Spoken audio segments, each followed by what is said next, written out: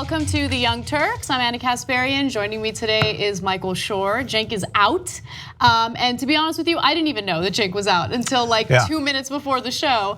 But I'm excited to host with you, Michael. All right, good. I'm glad you're excited. Michael comes in. You haven't shown it yet, though. I know. Michael comes in, things are chaotic, and I didn't get a chance to like properly greet you, but we're gonna have an awesome show. There's lots of updates to the story out in Houston, and we also have a pretty explosive update on what's going on with the Russia investigation. So we'll get to that. And Trump's getting a little bit of criticism from Fox News from Laura Ingraham. So we'll jump into that story as well. So I'm excited about it. How are you doing, Michael? I'm well. I mean, it's a terrible, terrible story we're having to cover. I hate covering this disaster stuff. I hate seeing people. I hate the conversations that come out of it, that it goes to partisanship now, that it's a red state, and the people in blue states say, well, they didn't want the funding. These people are desperate, and there's plenty of time to deal with it. Exactly. It doesn't matter what someone's political ideology is or what a state's political leanings are. We're Americans. We help each other out. And unfortunately, things immediately lead to people going to their corners and yelling at each other. Right, and that's what happens. And there is going to be time to talk about the hypocrisy. There's going to be time to talk about if this is the right moment in our history for tax cuts. There's going to be a huge conversation about the EPA, about FEMA, about filling jobs, about the positions of Republicans and in the Northeast who are still pissed about Sandy, who say, all of that.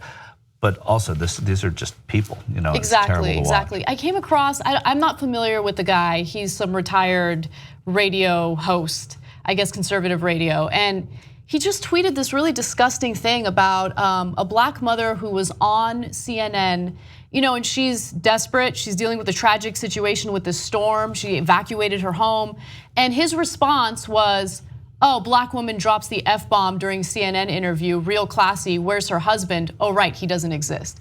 Like, who says things like that? Why do these people exist? What's wrong with you? Who was this person? I wasn't familiar with him, but he had a pretty significant following, so he must be someone. And I don't insignificant following, significant following of insignificant people. Exactly, yeah.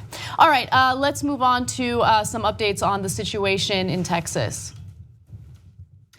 Donald Trump did visit Texas today as an effort to show his support for the good people of Texas following the storm, Hurricane Harvey.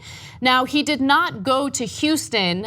He decided to go to Corpus Christi. According to the New York Times, he settled on Corpus Christi because it was 30 miles away from the most severely impacted parts of the golf course and suffered relatively light damage from the initial impact of the storm.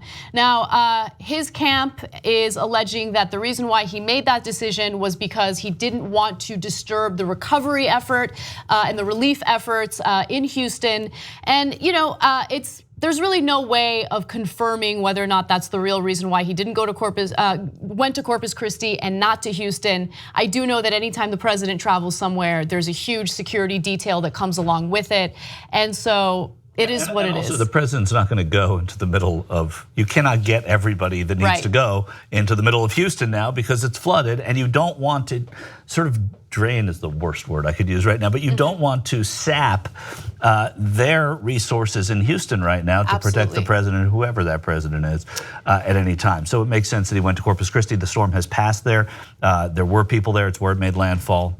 Where a lot of the affected businesses are too. Exactly. So he's about 4 hours away from Houston, the nation's fourth most populous city, and so there have been videos circulating on social media as well as the mainstream media in regard to his visit, and he did get a little bit of criticism for some of the statements he made to the residents of Corpus Christi. I don't want to give too much away. Let's go ahead and toss the video.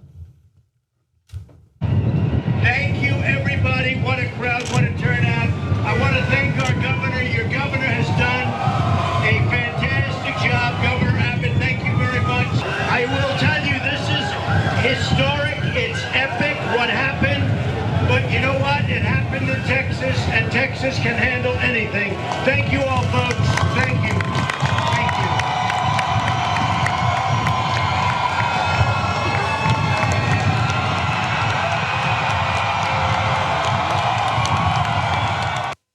So Christina Wilkie, who's an investigative reporter, had tweeted about how he seemed amazed at the crowd size, which is a strange thing to talk about given the fact that so many people are dealing with such a tragic situation. And he's obsessed with crowd sizes. We all know that. Right. He mentions crowd sizes all the time. And then historic and epic makes it sound like something great happened when in reality something tragic happened. Look, he's not a cunning linguist. Like, he's not known for saying the right things at the right time. So I'm not giving him a pass, but I just don't have high expectations for what but just the way he talked about the turnout. I mean, the president is at a disaster scene. You sort of expected him to come in and say, by the way, did I also tell you by how many electoral votes we won? We had surprises in Michigan and Wisconsin and Pennsylvania. I mean, that's what it felt like. It felt like it became about that, about the crowd size. It always goes to that. And I'm not saying he was insensitive. I can't imagine anybody going there and being insensitive. He's incredibly insecure about the fact that he won the election. Isn't that strange? I mean, you won, dude. We get it. You won. Let's just move on. Okay. So his White House social media director also posted a video of the crowd on social media, which made some people roll their eyes. Take a look at that.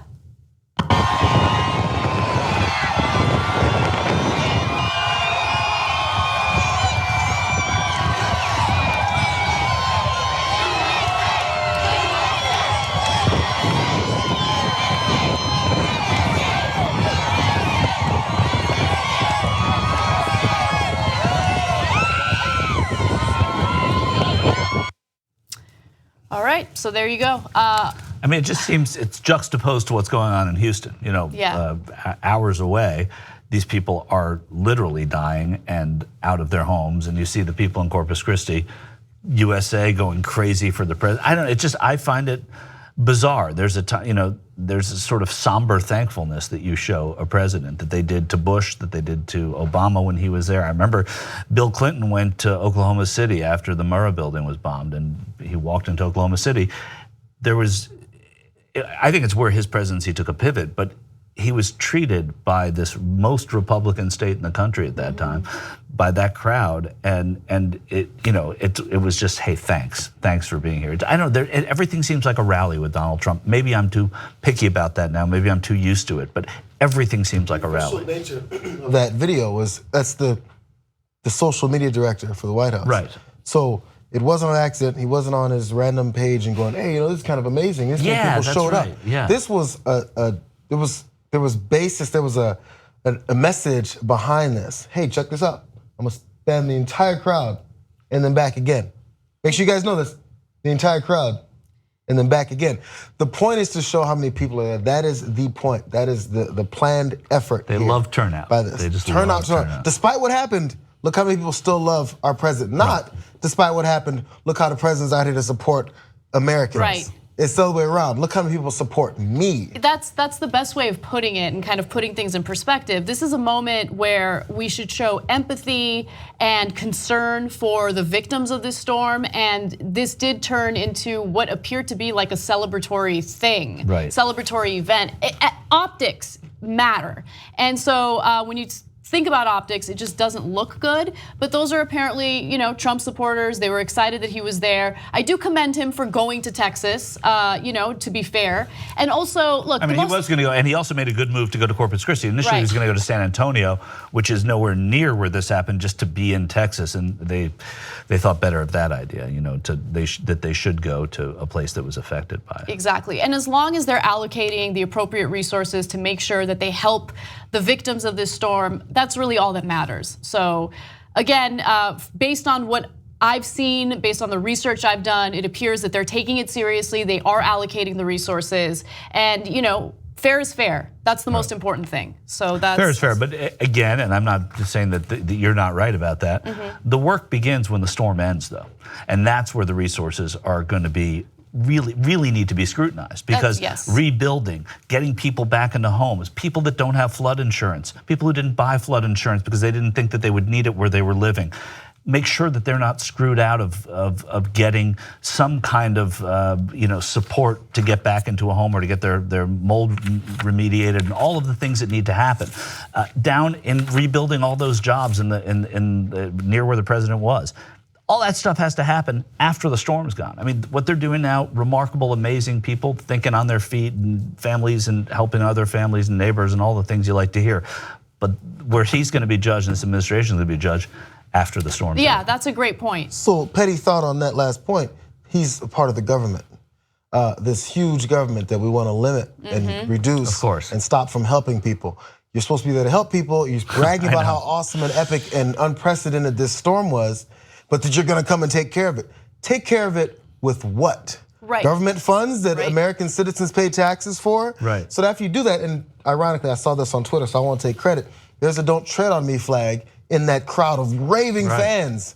What is that? What's the whole point of people that carry that flag? No, limited government. Stop stepping on my rights. Stop coming in and getting it with your government funding and your bureaucracy and red tape. Hey, you need a little bit of bureaucracy, you need a little red tape, you need some funds to help your and you area need to recover. eat some humble pie too, because these are the people that criticize government, want to make government smaller, shrink it to the size of a whatever it is in Grover Norquist's bathtub. But that's exactly right, and I think too that when you see what these people are saying about, and I know we got to move on, but this is really important. That I saw a libertarian yesterday, an avowed libertarian on Twitter complaining that they didn't evacuate the mayor didn't tell us to evacuate quickly enough. These are people who hate government complaining about government. You need government. It's like a malpractice attorney. Until you are a victim of malpractice, you don't care about malpractice attorneys. You're exactly right, and so we will see how it plays out in the future regarding allocating the resources to help people who have lost their property, who have lost loved ones as a result of the storm.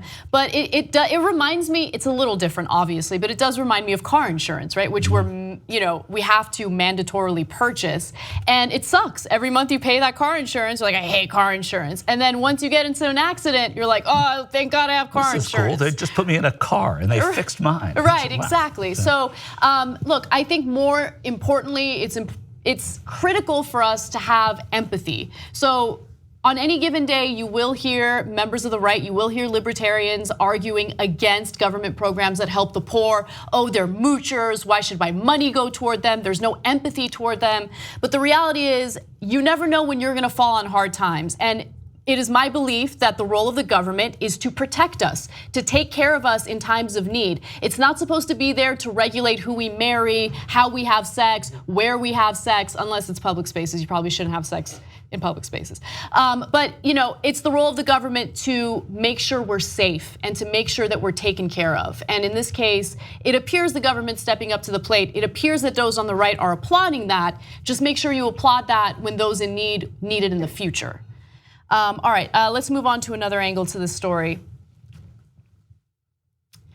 Hurricane Harvey has severely flooded Houston, Texas. In fact, there has been more than 20 inches of rain reported. 300,000 people were left without power at various times, and more than 7,000 people were evacuated and forced to stay at various shelters, including the Brown Convention Center on Monday night.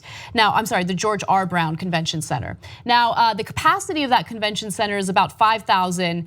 However, there are varying reports indicating that there were between 7,000 to 11,000 people attempting to find shelter there. So the situation is dire. Let's go to graphic 27. One individual says that it's, quote, hell. He also says, all my stuff damaged. I have no clothes, no shoes, no clothing. So people are desperate to find shelter, and unfortunately, there is very little room to house these individuals and keep them safe. So as a result, there have been some public figures who have faced criticism for what appeared to be them closing the doors on the residents of Houston. Joel Osteen, who is a very well-known prosperity gospel preacher, originally shut his doors to residents of Houston. He lives in the area as well. However, after criticism, it appears that he opened the doors to his gigantic church, which can house 16,800 people, and is now taking care of them. Now on Sunday, Lakewood Church posted on Facebook that it was, quote, inaccessible due to severe flooding and directed displaced residents to shelters in the city. The church can hold more than 16,800 people. The Facebook post did court criticism on social media, where photos appeared to suggest that the massive building had not been damaged by the rains. All right, so I'm gonna be as clear as I can on this story. There is not a lot of clarity on what's really going on, right? So Joel Osteen is claiming that it was in an area that had a flood warning. He claimed that the church was not flooded itself, but the parking garage was flooded. People who lived in the area said that's not true. They shared pictures on social media and said there are cars driving in this area. There's no flooding. The church is completely fine.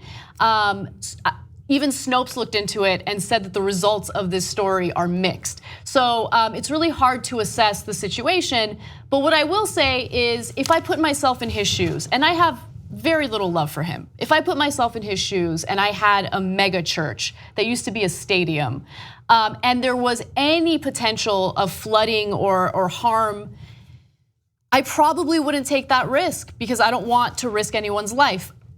That's just where I'm at. Well, but here's the thing. The entire city, virtually the entire city of Houston is flooded. Yeah. The people that are seeking refuge from terrible flooding. And if they go to some flooding or perhaps a place where there are services, that's an improvement over where they're leaving. Yeah. And so I think the fact that he didn't open it up as a shelter to some of these people, shelter is a funny word too, because that church is a 16,000 capacity tax shelter, right? They are subsidized. They are. And he who gets shelter from our government didn't give shelter at a time where the risk, I understand it. I understand why you as Joel Osteen would be, reluctant, hesitant, right? Hesitant's a better word. But still, this is a disaster. And he is a minister. And he's an incredibly wealthy minister. He lives in a $10 million mansion. Well, then have them over there. But what I'm saying is, if he was the poorest minister in the world, but he had a 16,000 seat sanctuary, literally to have people that can come in there, and there was a risk of flooding. There's flooding everywhere. It just doesn't ring true to me. And I'm not saying, I don't know enough about Joel Osteen. It looks terrible to me. It does look terrible. To be fair, in 2005, he did open his church to victims of Hurricane Katrina. So, in the past, he has helped people and in a big way. So I feel like with this story, it's kind of hard to tell what's really going on. And I feel bad criticizing him because, again, anytime we do a story, I want to put myself in the shoes of the person that I'm about to criticize and think about what I would do. I don't have hard evidence indicating that, it was either completely flooded, a little flooded, no threat of flooding whatsoever. And so I hate the story because I don't know. Yeah. And Snopes doesn't know. There's no article that's even clear on it. And so you have to make a decision. Do you risk people's lives, potentially risk people's lives, or do you, open your doors and shelter them anyway? You open your doors and you shelter them. Yeah, well, he's doing that now. So he's doing that now, and most ministers and pastors and men and women of the cloth there are doing it. And he may have done it in Katrina. He may have done many things that make him a worthwhile citizen. He made a bad call here. So despite when it happened, because there was water, then there wasn't water, then there wasn't, then there was again. The thought that I had when I saw this was it goes back to the policies and also support from your government that you fund. Many people, mostly conservatives, will say, hey, we got to stop handing out all this money to these gimme people and let the churches and charities help. Yeah. Churches and charities don't always help. Sometimes they do, a lot of times they do, sometimes they don't. In this case, when they don't, for whatever reason, out of being cautious or just not feeling like it because he doesn't want all these people in his church, whatever reason it may be, he wasn't able to help or wasn't willing to help. That's why you always have your government that you actually pay for do this. Right. So it's not always the churches that are going to take care of it. It was my No, you shouldn't rely upon that. But generally speaking, that's part of their shtick. Although they probably wouldn't say shtick. It goes along with the theme that we see over and over again in the news. People who take advantage of opportunities that lead to their success and then sometimes, a lot of times, they'll shut the door behind them and not provide the same opportunities to those in need.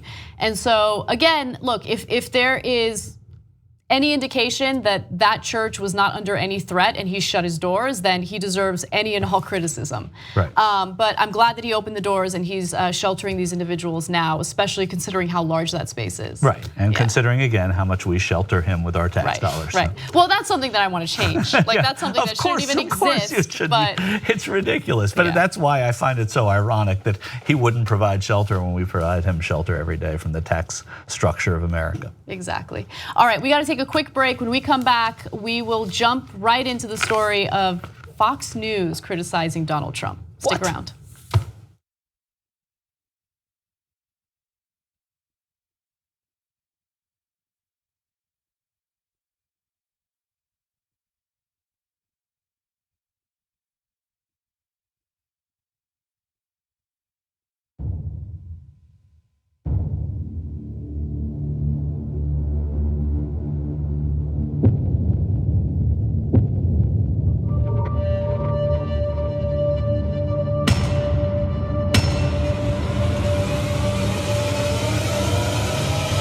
Been easy for me. I started off in Brooklyn. My father gave me a small loan of $1 million. All my life, I was told no.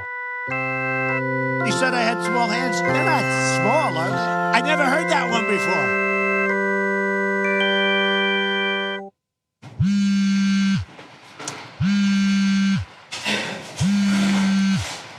Hey, Jack.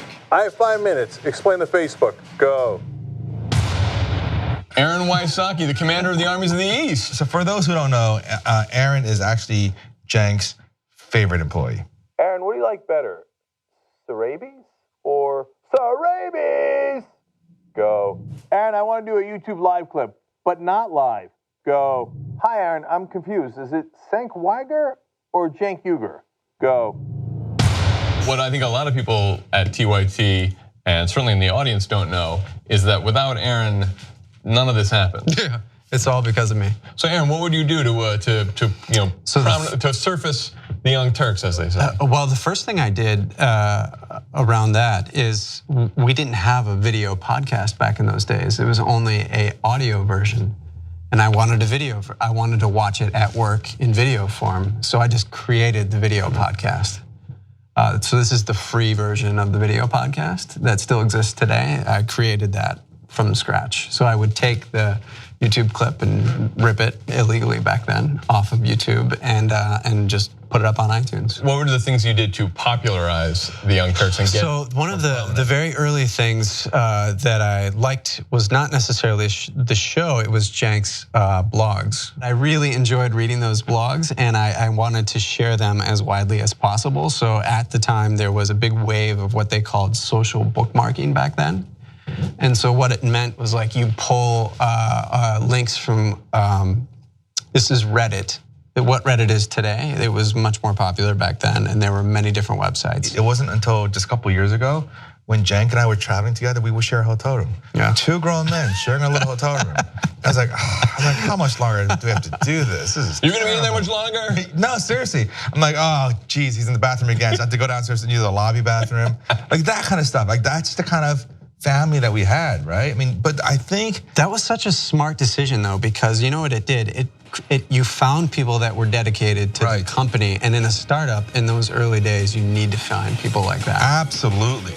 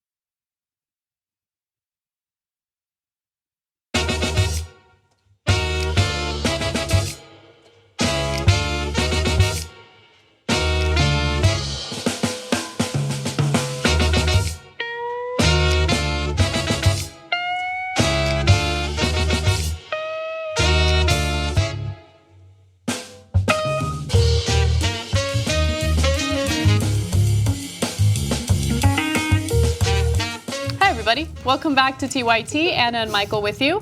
Some TYT lives for you. Savannah, I hear you out. I saw your tweet. She says, important to know there were 21 mosques open while Olstein's church was closed. So we did our best to look into that and verify it during the break. It appears that some of the mosques were open. However, no one has verified that 21 mosques were open. But if there were mosques open in the area and Olstein decided to shut his doors, obviously that's a problem. So thank you for that information. We'll continue looking into it. Once we get verification, we'll update you.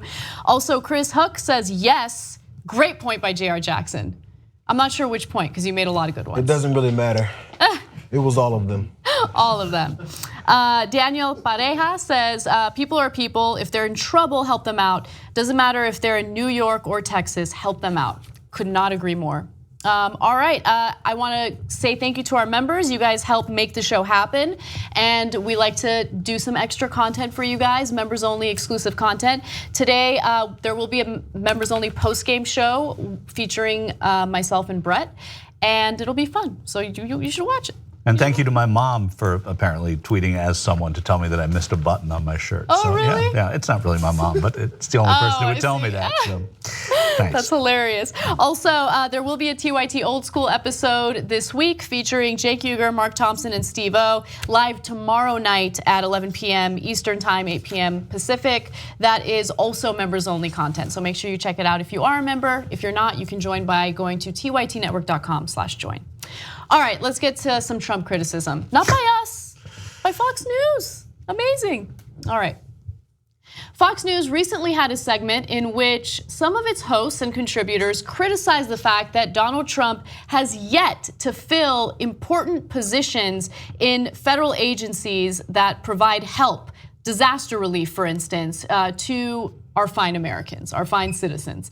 And it was a surprising segment, to say the least, because it featured Laura Ingraham, who's been a pretty big Trump supporter. Let's take a look.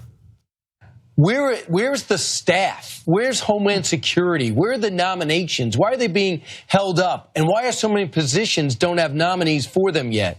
Yeah, well, we only have had a FEMA director since June. Now, truth be told, the Trump administration didn't nominate Brock until April.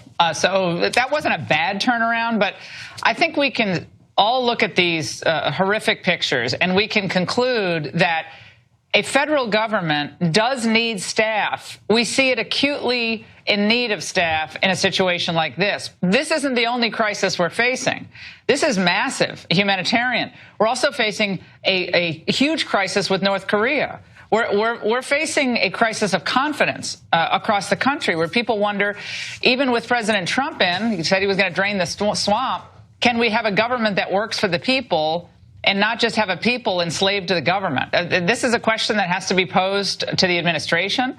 I know they have a lot on their hands, but we have to have people in place. If there's a plan to not staff and cause the ultimate shrinkage of government, let's hear about that as well. About make government bigger, make government bigger, make government bigger on Fox News. Just I know, they're so pro-government. Usually, you'll tune in and they're like, oh, government's so important. We need bigger government. Right. Well, in Houston, they finally found a swamp to drain. So it's perfect. Now they're totally set up for what they've wanted all along. Oh, and the White House is full of swamp monsters. Let's keep it real, right?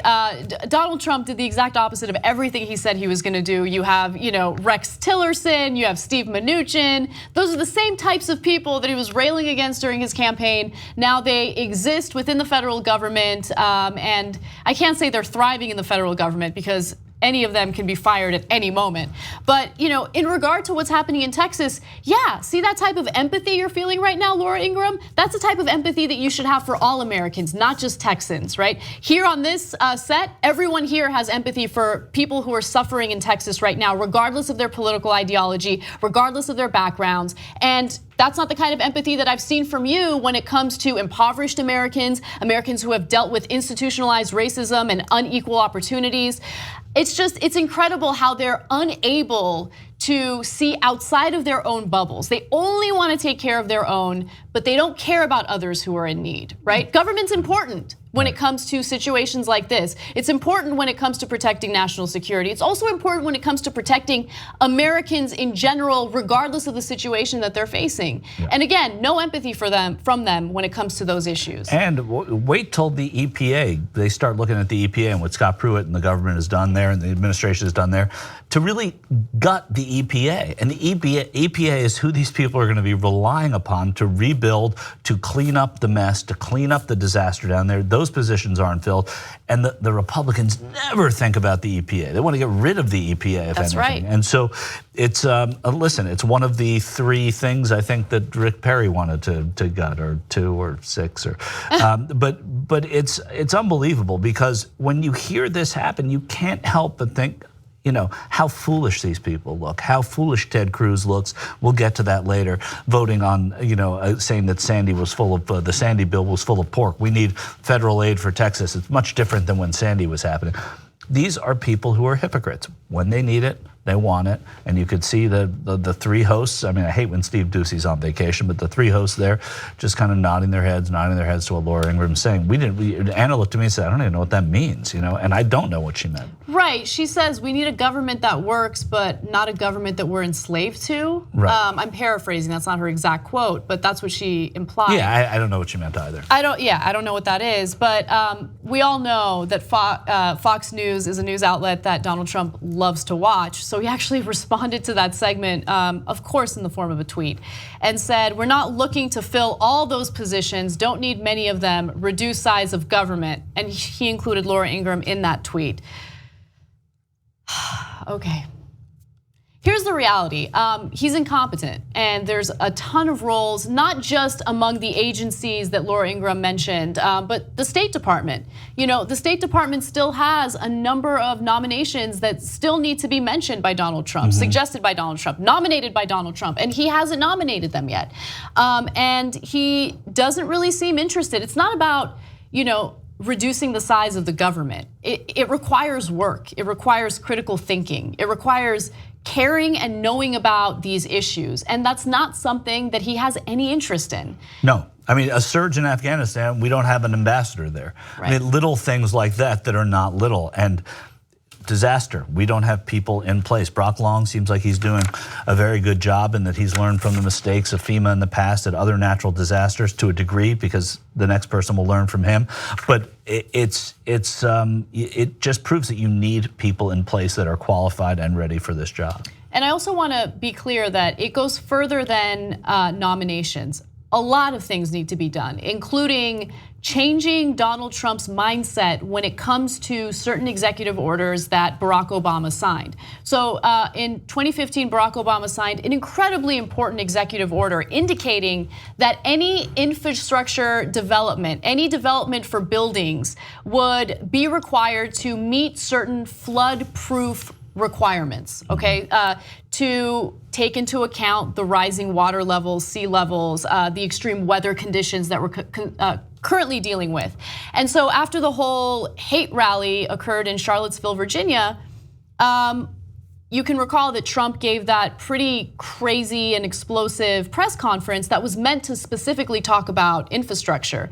And in that speech, he talked about undoing that executive order that was signed by Obama. Now earlier, we were talking about, hey, it seems like the federal government is handling the situation in Houston pretty well so far, but there's a lot of work that's gonna have to be done later. But there's a lot of work that should have been done prior to this, right? We need to take action to mitigate the extreme weather conditions that we're dealing with right now. And the fact that he just undid that executive order is ridiculous. There was no critical thinking involved. He just wants to undo anything that Obama did. Doesn't matter if there was a lot of logic behind what Obama did, he just hates Obama.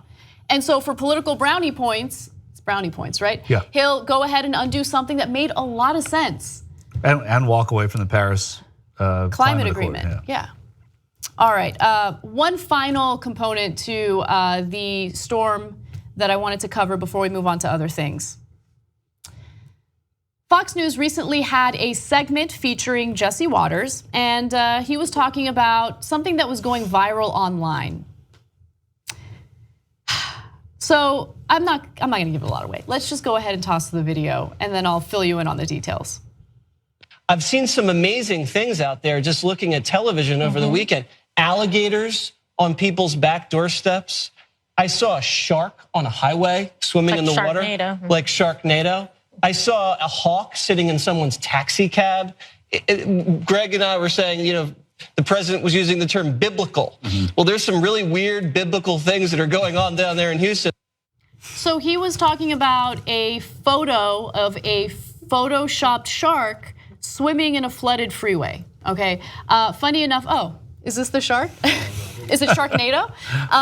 Funny enough, it was the same shark that was used in Photoshop after Hurricane Katrina. And of course it was debunked. Everyone knew that this particular story had already been debunked, and Jesse Waters reported it because, hey, biblical things are happening. Biblical things are happening. They won't believe climate change, right? They think climate change is a hoax, even though there's scientific evidence indicating that it's happening and it's man-made. But there's a shark swimming, allegedly a shark swimming in the highway. A hawk in a cab, and then it's the Bible, right? That was one of my favorite passages in the Bible, the hawk in the cab passage. I just, I was even, because a lot of the headlines on this were, dummy Jesse Waters bought that gimmick, right? And I remember you hate April Fool's Day of all holidays, right? Because if we do the show on the day, you're like, I can't read any news because 50% of it is BS, right? And so I've never been one to be like, you went for the hoax, you didn't see the hoax, whatever. Me, I didn't see it. I don't care. I don't read everything you read, right? So I was willing to give him a pass on that. Then he decided to go with biblical proportions, which now means the shark swimming in the water, like you said, the hawk in the cab, I read about it, you heathen. I read about it back when I was in church. And, and then the alligators in the water. Dude, you're down in the South by the Gulf Coast. It's like saying, man, we're in Louisiana. I heard there was gators out here. Right. Come on, of course there are. So anyway. That alligator was there before the flood. Yeah, the biblical proportions, when it has to be, look how God has come in and told the hawk to get the hell out of the hurricane by diving into a cab. And that's a smart hawk. He's getting the hell out of the weather. So they want it to be bigger and more, I guess, prophetic than what it could be. For what purpose? I don't know. To continue to tell their viewers, hey, God is coming and he's looking into Houston right now. Well, it's confirmation bias, right? So if you're the type of person who tends to believe something crazy, then you'll see something, even if it's a hoax, and if it meets your bias, then you're more likely to believe it. At least that's what I think. But anyway, he realized that he had made a mistake. He had fallen for the hoax, and so he did apologize profusely. It's just interesting because all the news outlets that get criticized for being fake news are the ones that tend to criticize Trump, in a justified fashion. Yeah. But Fox News never gets called fake news by Donald Trump, right? Their credibility is never called into question. And this story, really makes me realize that. Yeah, I mean, Christopher Ruddy was on CNN last night, the guy who publishes Newsmax, and he was talking to Don Lemon, and they were having sort of a somewhat highbrow conversation about what fake news is, and Don Lemon did a great job, and I don't always defend Don Lemon's work, but he did a great job kind of defending the selective the selective criticism that you were just talking about by the president of CNN versus Fox News. Yeah. And it's true. I mean, there is an unbelievable bias that they have, but they will wipe it clean when it comes to the people that like him. Exactly. I just want to note for the record, we're moving on, but I want to note for the record that you have Sour Patch Kids on the desk. Like a true adult. Well, okay. Can you give us one shot? Do we want to get to the bottom of this story here? I mean, do you want? Where did I get them? Fake news. Right, fake news over there. He's got a bag of them. I know. Can you please show the audience the bag? By the way, this is not a plug for Sour Patch. There's no bag. This is a hoax. Oh, really? You don't have it? It goes with your T-shirt. That is a giant. Where'd you get that? Costco? For sure. Anyway, all right, let's move on to Russia. No, I'm good. I had a handful earlier. She was just pointing it out because I haven't offered. All right, let's take a quick break. When we come back, I will update you on Russia and what Republicans are doing to stop Mueller's investigation, Mueller's investigation. Come right back.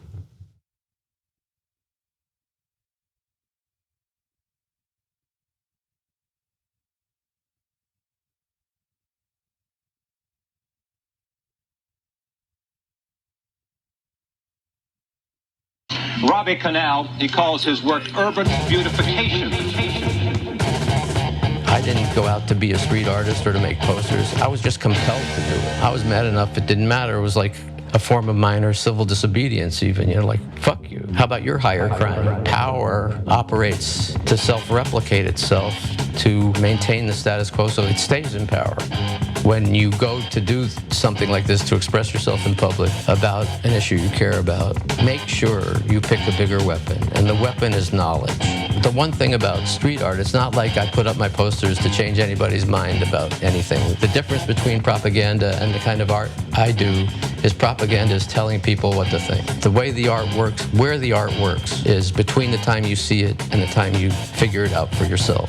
I'm an optimist. I might have made a lot of ugly paintings about a lot of ugly people, but it's out of love, not for them.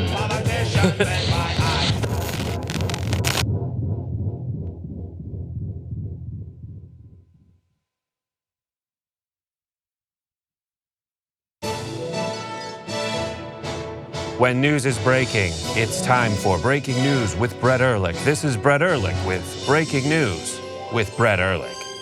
Hello, welcome to Breaking News with Brett Ehrlich. I'm Brett Ehrlich with Breaking News with Brett Ehrlich. Today in the news, voting. I voted Team Edward. Is Twilight still a thing?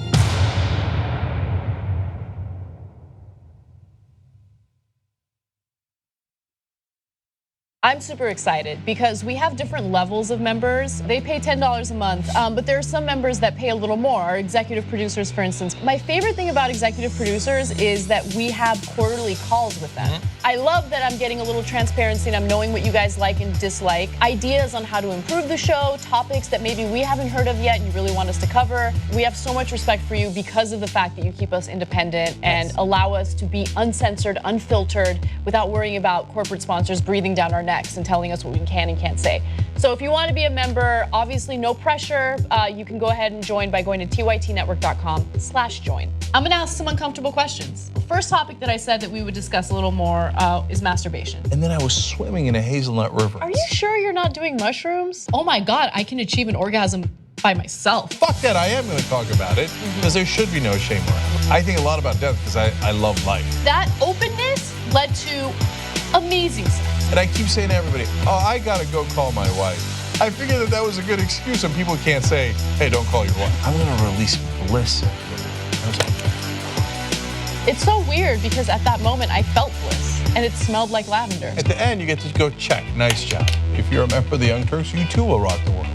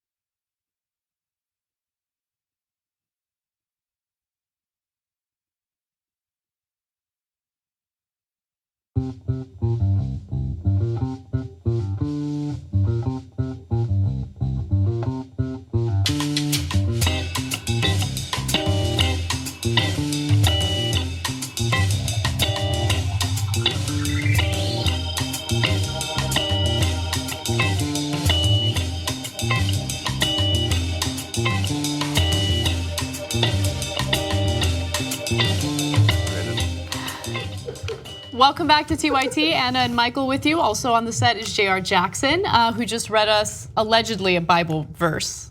Yeah. Right? Yeah. It was tweeted at me, but we'll look it up specifically, although I memorized every other verse in the Bible from my church-going days. 2 Timothy, you want me to read it? Sure. For the time will come when people will not put up with sound doctrine. Instead, to suit their own desires, they will gather around them a great number of teachers to say what their itching ears want to hear. Now, if that's invalid and someone made it up, I don't know, we'll see, but. Yep, confirmation bias. 2 Timothy does not get a lot of run as a book of the Bible. Chapter 4, verse 3. But I'm just 2 Timothy. Were you familiar with 2 Timothy? No. No, okay, neither was I went to church every Sunday from like 3 to 19. And he never came up, did he? He never came up, no. 1 Timothy though. 1 Timothy, huge. Yeah. Couldn't get enough of 1 Timothy. Okay, here are some TYT lives for you. Zeiss Cube says, I'm not, by the way, an Ice Cube song came up today on the radio that I had heard forever, and it was awesome. Like, it got me all amped up. Anyway, who cares? Me too. He says, I'm not gonna lie, that documentary on Sharknadoes was terrifying. I didn't see it. Did you guys see it? No, on real. I've seen Sharknado. I've seen the real Sharknado, like the movie. Yeah, that's what he's talking about. I think. Yeah. The documentary on Sharknadoes. Yeah, it was ridiculous but hysterical. Travis Moore says, unfortunately, I have no confidence in Trump nominating anyone with experience to these unfilled positions. I agree with you. You know, everyone that he's surrounded himself with is questionable to say the least. So it's not like I think he's gonna make good nominations. I just think him not nominating anyone just shows how incompetent he is and how little he really cares. All right, let's move on to. And we have guests in the studio. We should just say that there are guests in the studio visiting from Wolfpack, We which do? is always great. We're not going to say you their guys are names because they're missing work for this, so we don't want to say who they are. But it's great when we get support and visitors, and they're on their way to Japan, so they're really missing work. But oh wow, anyway, it's great to have. Great to have here. you guys. Brian, I shouldn't even say Brian. I said his name and I shouldn't have said it. Okay, go ahead. All right, let's go to Russia. The steady drip of information that's now being publicized as part of the Russia investigation apparently has some Republican members of Congress concerned. So as a result, they would like to do away with some of the resources that are being allocated toward that investigation. Case in point, Representative Ron DeSantis, who is pushing for an amendment to curtail Robert Mueller's investigation into Russian collusion. Now, DeSantis has put forward a provision that would halt funding for Mueller's probe 6 months after the amendment's passage. So it would limit the amount of time that the investigation could take place. It also would prohibit Mueller from investigating matters that occurred before June of 2015 when Trump launched his presidential campaign. Now, that's a little problematic because one of the concerns is that Trump may have worked on some sort of financial deal with Russian officials, and obviously that would have an impact. That would matter. There would be a huge issue there, right? Conflict of interest with his businesses. Who knows what could turn up? But they want to, again, limit the scope of this investigation. And the fact that they're trying to protect Trump is a little concerning. DeSantis said that the order appointing Mueller as special counsel, quote, didn't identify a crime to be investigated and practically invites a fishing expedition. He says that Congress should use its spending power to clarify the scope and limit the duration of this investigation. And these are things that I'm sure DeSantis could not stop saying when Kenneth Starr was investigating Bill Clinton in Whitewater. I mean, these are quotes from Ron DeSantis, then not even a congressman, saying these exact things. This is ridiculous. This is the most two-sided political speaking out of both sides of your mouth thing ever. It's incredible that you would identify yourself as someone who wants to essentially halt an investigation into a foreign country meddling in our election. I mean, really, you want to put your name on that? That's just disgusting. The move comes just a day after Representative Adam Schiff from California, head Democrat on the House Intelligence Committee, told USA Today that the committee should have, quote, 2 or 3 times its current resources for the investigation into Russian interference in the 2016 election. The provision is not guaranteed, by the way, at least DeSantis's. The provision is not guaranteed a vote on the House floor. The House Rules Committee has wide leeway to discard amendments it considers out of order. Yeah, this is hopefully will be sort of a symbolic amendment that he's putting forward, because that's what happens in Congress. Lots of them do. They don't make it out of the Rules Committee. DeSantis is also in this said that there's not even a crime. So how could we have a special counsel? Well, he's a special counsel. He's not a special prosecutor. And That's there right. is a difference there. And so I think when you listen to the way that these things are worded generally, you have to look a little deeper. DeSantis is someone with he wrote a book called Dreams of Our Founding Fathers, which was like not a parody, but getting by in Obama in the era of Obama, which was basically because he wrote the book Dreams of My Father. So it's this political nitpicking that's gone on with DeSantis for a long time. So this is a symbolic effort, likely a symbolic effort. Like usually when lawmakers go through with these symbolic efforts, it's because they're pandering to their base or it'll make them look good in some way. How does it make someone look good when they're trying to essentially halt an investigation? Right. And Paul Ryan, the speaker, says this, the last time he talked about Robert Mueller in this investigation, he said he's a good man and he should stay in there and have our support. So he's not going to have the support of the speaker, but this, Anna, this could, if it sneaks out of the Rules Committee somehow and it gets to the floor of Congress, it's the kind of thing that could get real support from Republicans who want this thing to end. But there are Republicans who don't like the president too, who want to see this continue. Right. Look, if I were a Republican, I would try to be a leader and realize that someone like Donald Trump, I know it's hilarious because we don't see a lot of leadership in Congress right now. But if I were a lawmaker, I would stand up and say, hey, I don't care what the president identifies as. I don't care if he is a staunch conservative Republican. He does not speak for me. He is dangerous and damaging to the country, right? But you don't see that kind of leadership. I mean, you do among some Republican senators, namely the senators who spoke up against Trump during this whole healthcare debate. John McCain has spoken out against him on various occasions. But overall, you see, the polarization playing out. We support our own no matter what, even if they had unlawful dealings with, potentially unlawful dealings with foreign officials. So you might be wondering, why is this such a big deal? I mean, has anything of substance turned up from this Russia investigation? Well, yes, it has, and so I want to get to that.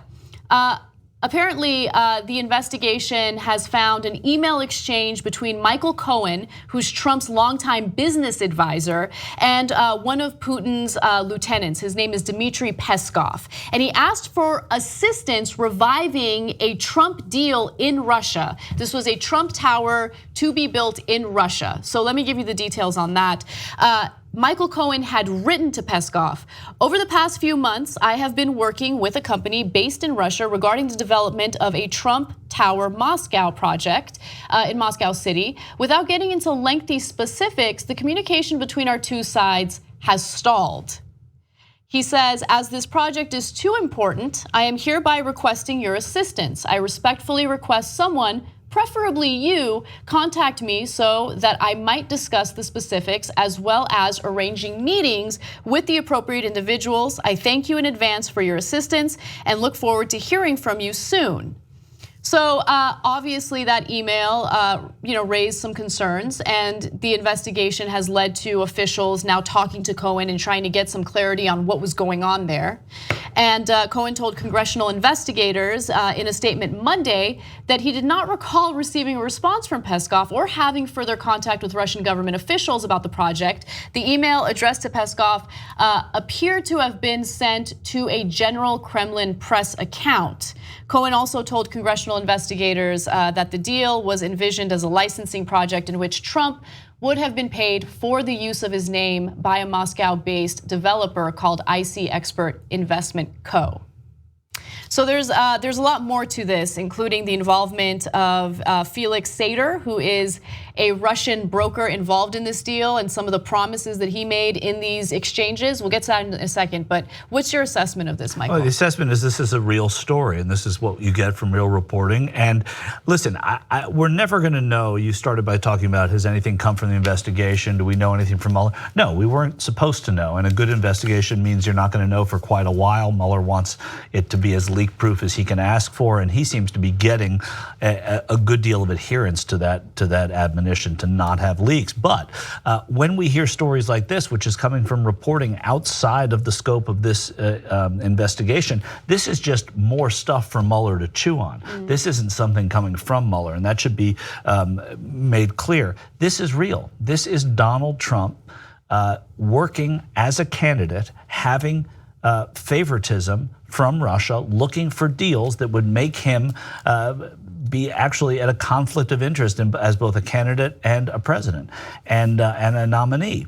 So I think this is a serious, serious story. I don't think any of them have not been serious that we've heard from the Washington Post and a lot from the New York Times.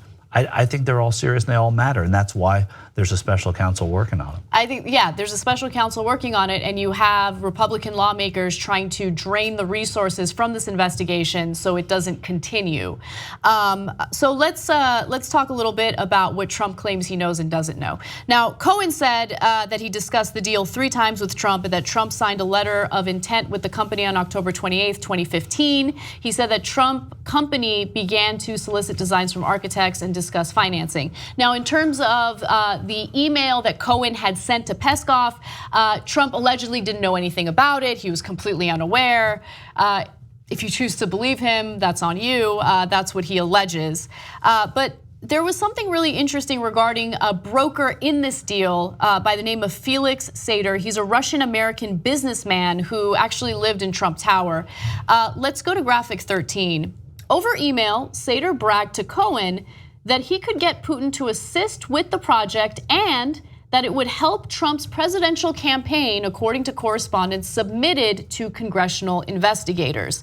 So here's his exact message. He said, "Our boy can become president of the USA and we can engineer it. It will get all of Putin's team, I will get all of Putin's team to buy in on this. I will manage this process." Now, the deal never went through. They say that the project never went through, everything stalled. But these exchanges are important. This single email is more damning than any other email that anyone has ever read about, from Hillary Clinton, from the DNC, from the RNC. This is serious meat to something that is not supposed to happen in American politics, which is meddling from a foreign country in our election process. And that's what this was inviting. That's what this was suggesting was going on. Whether or not the deal happened, of course, the Trump people are going to say, "Oh, the deal never happened. The deal never happened. That means nothing. This is all hearsay." And the fact that the deal didn't happen, we know Donald Trump has failed deals. We know that he has deals that don't happen. He's a businessman. He's been a failed and a successful businessman at different times. But what happened in these emails, when you smell a rat, right? This is smelling a rat, and this is why there's an investigation going on, both in Congress and with a special counsel. And this is perfect for that. So just one final point about Sater, just so you know all the characters that kind of play into this whole story. Sater has a criminal record. He served time in jail in the 1990s after a bar fight and also pleaded guilty in 1998 to his role in mafia-linked stock fraud.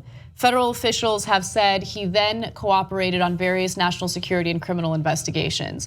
So you kind of get a sense of who this guy is. I think it's relevant. But one thing that I am concerned about is what just happened with Donald Trump giving a pardon to Sheriff Joe Arpaio, former sheriff of Maricopa County, Arizona. He was found in contempt of court, criminal contempt of court. A federal judge found him guilty and he was pardoned. And so some are now speculating that Donald Trump could potentially pardon people like Paul Manafort if they're found in contempt of court for refusing to cooperate with this investigation. Yeah, he absolutely could. I mean, the president could pardon whoever he wants. Arpaio was pardoned. His crime, besides contempt of court, was violating the constitutional rights of of people on U.S. soil, and that he could pardon someone for that, to me, is really challengeable at the court, in the courts, at the judicial level. Because if you can pardon anybody who violates constitutional rights, that's different than, oh, this guy sold drugs in the 1970s, he served his time and he's done. That's why there are Justice Department recommendations for who should be able to be pardoned, though the president can pardon whoever they want, and any president can. This, what you just pointed out, though, with Sater and Manafort and all these people that he surrounds himself with, and should he pardon this? Arpaio was a political pardon. This was about, because he's Donald Trump plays low in the game like that, so he knows that the Arizona Senate race is up. He doesn't like Jeff Flake. He wants to stick it to Jeff Flake, and he could get some partisans on his side there for doing it. So I think it was purely political, but it sets a terrible precedent. Absolutely. All right, guys, that does it for hour one. Thank you, Michael, for joining us. Happily, and always have a a great pleasure to have second you. hour. Thank you. We'll see you guys. All soon. right. Brett Ehrlich will join in for hour two, so stick around. We're going to do some fun stories, some serious stories. It's going to be great. We'll see you in just a minute. Serious stories? Yeah.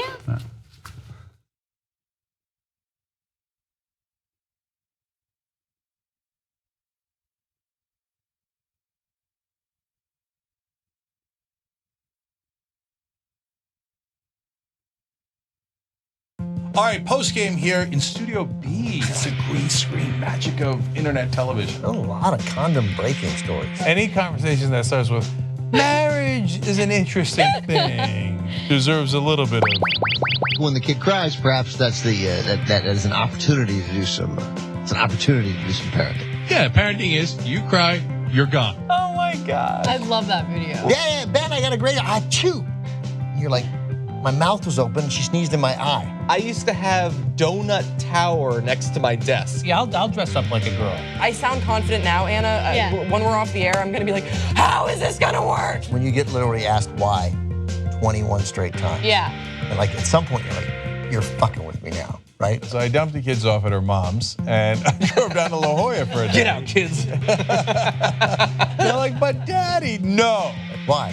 What do you mean why? You asked me to look at you. You did it. You brought it up. You know you're doing it. What do you mean why? I don't know why. I was reading. She's lovely. Here's what's different. Like, it is a different feeling. Everybody says this, but it's 5:11 when we're shooting this. I can't wait to go home. Like that, I can't wait to see her. What you guys do is allow us to be open and honest, and we don't have to worry about censorship, and we don't have to worry about sponsors telling us what we can and can't say. We're accountable by our audience and our audience only, and I absolutely love that. That's the best part about being a member. We love you guys.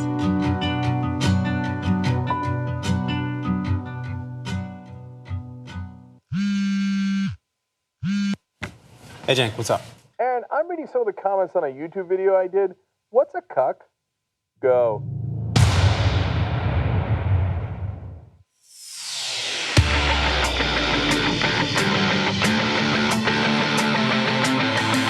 They'd rather lose to Republicans than have a progressive win with them. That's how dumb the corporate Democrats are. It's the Democrats who lull you to sleep, and at the end of the day, they're the ones who push the right-wing agenda. Most of the people are either unemployed, underemployed, or fucked.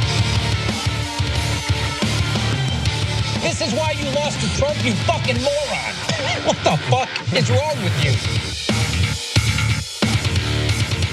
Whoever wrote that, I'm sure they were typing with one hand and going like this with you. The Democrats are dead. The way you feel right now, that's how a chump feels.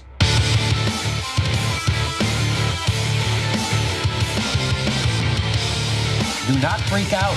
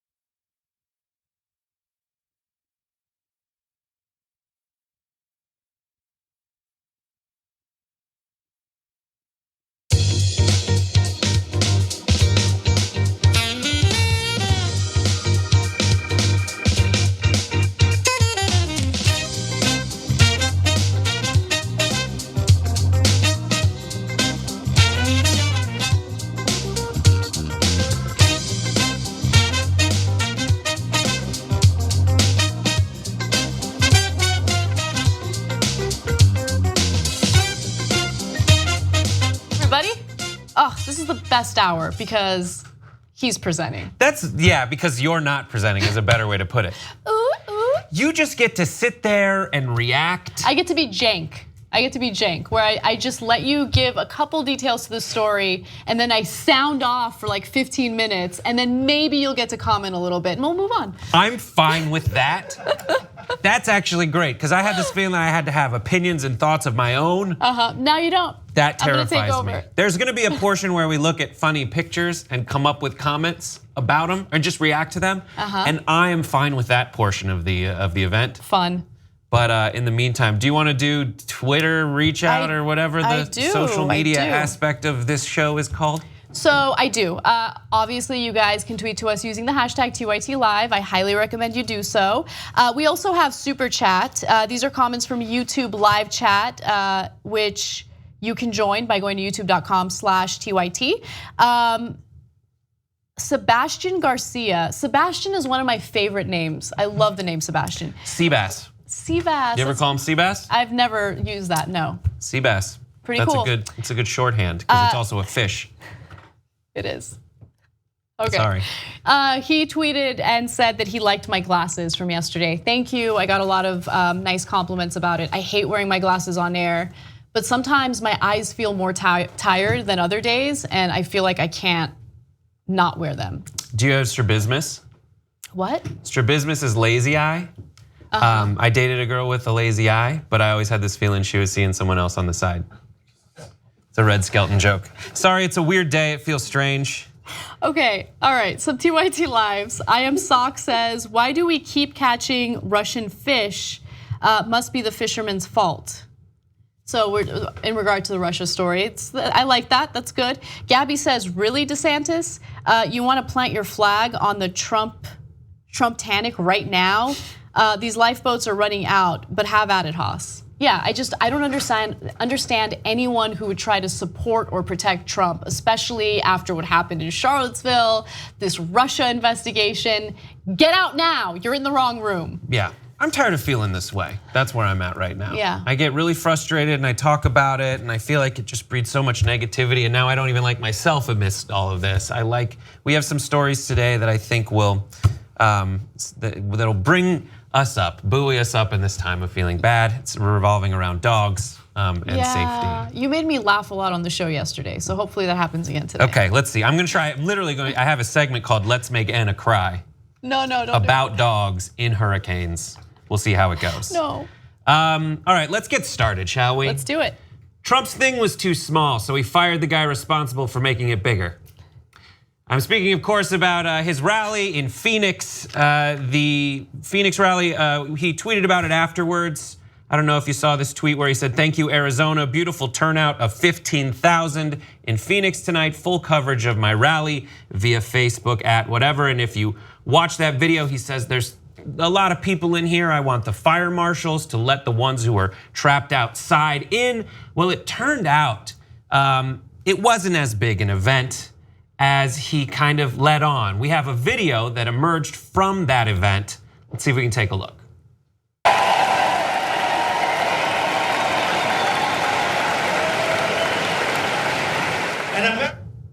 So as you see, as it pans to the side, there aren't that many people. As many folks as he wanted to put behind him on stage in different positions, and as much noise as they could generate from putting microphones near the folks who were there, it wasn't nearly as big as he led on. There was a spokesperson from the city of Phoenix who said, maybe somewhere around the 10,000 person range, where 4,500 to 5,000 were turned away as it was because they got there when it was wrapping up. Another on-site report says that there were about 4,000 people inside.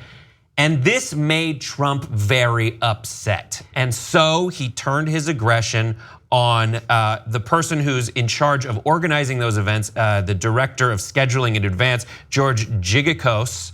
I don't know if I'm saying that right, but he, according to reports, will never manage a Trump rally again. And reports from CNN say that Trump was irate and chewed him the hell out. Because it was his fault that the crowd size wasn't as large as he would have liked. Yep, that's it. I mean, there's more reports about what actually happened on the inside. The New York Magazine reports hundreds left early, while others plopped down on the ground, scrolled through their social media feeds, or started up a conversation with their neighbors after waiting for hours in 107-degree heat to get into the rally hall, where their water bottles were confiscated by security. People were tired and dehydrated, and the president just wasn't keeping their attention. Wow, Yeah. that is incredible.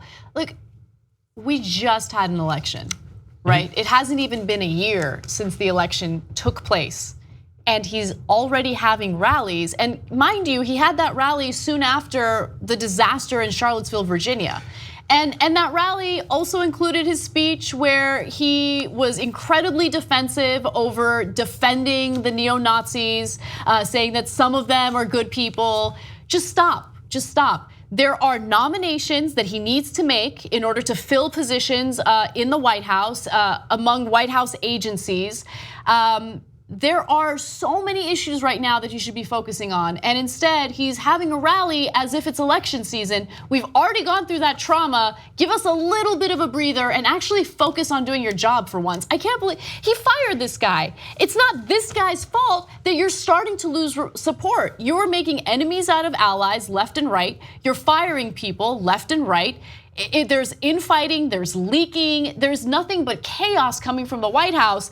I think this guy who usually puts your campaign events together is the least of your problems. And he had been putting together events in the past, events that were better attended. Yeah. And so this is more, I guess, when faced with the decision, if you're Trump, of looking at yourself and criticizing yourself or blaming it on someone in middle management, that's the kind of thing that he does where he's shaking these trees. And it's crazy how many people I find out about, like whose names I find out about that I would never learn in a million years from other administrations, because Trump just got mad at them because something that Trump himself seems to have caused has made news, and rather than take responsibility on himself, he has decided to kick it down at George Gigikas.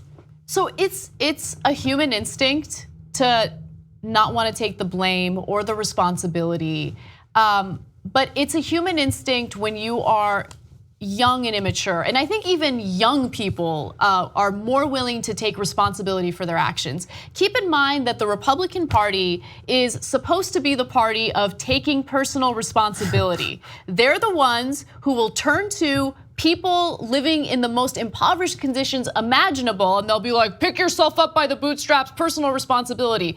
What about you guys? What about your personal responsibility? What about your president's personal responsibility? That rally wasn't attended by the crowds that you wanted because you suck. Okay, you suck. You suck. Your approval ratings are at an all-time low because of your reaction to Charlottesville, Virginia, and then you're going to turn around and blame other people for it. Take a look in the mirror. I know it's a scary sight, but just take a quick look in the mirror. And also just like the timeline of who he's blaming and for what. Amid all this, when people in the White House can hear his chief of or whoever it is passing this judgment down to the advanced guy. Amid all this, Trump is still saying things like, you saw the massive crowd we had. He said this on Monday. You saw the massive crowd we had. People went crazy when I said, what did you think of Sheriff Joe, or something to that effect. So he's firing this guy for a small turnout, which we can see in a video on Snapchat or Twitter, prove it. But he's firing a guy, not necessarily firing him. There's conflicting reports saying whether he resigned or whatever, but it's pretty clear that he's not happy with this guy. Amid all that, he's still saying we had a massive turnout of this event. Because he's pathetic. He's the guy with the small penis who constantly feels the need to talk about how big his penis is. Yep, or he just buys a big truck, every one of his buildings just looks like a giant golden phallus. I think. It keeps happening because no one has done exactly what Anna said was, you suck. This is your fault. He's failed all these businesses, it's very well documented. He screwed this over, he didn't get that deal done. But after all that failure happens, someone still goes, hey, we'll give you another chance. Hey, go edit this one. Hey, let me give you some more money. Hey, we'll put your name on this. And it keeps happening. So he gets to continue to say, I'm awesome no matter how much I failed, because people keep giving me another chance. And that's what we're doing even with him as president. Nobody in that room is saying, hey, Mr. Trump, you're getting rid of this guy who has nothing to do with your approval ratings or how many people showed up. you just suck. Because if you do, you're getting fired. You're getting fired, exactly. But isn't it also weird that like the right thing to do, according to so many in this situation, when you do disagree with Trump, is to resign, creating more space in the White House to be filled with lackeys and yes men? I don't know about that. That was the one thing when the Elon Musk was first called out for being on advisory committees, various like Silicon Valley entrepreneurs. They said you need to get off of this advisory committee, and the answer, I don't know. I'm so conflicted in that. I do know. And it's because being on his advisory committee means absolutely nothing. He has no interest in hearing from people who want to challenge his ideas.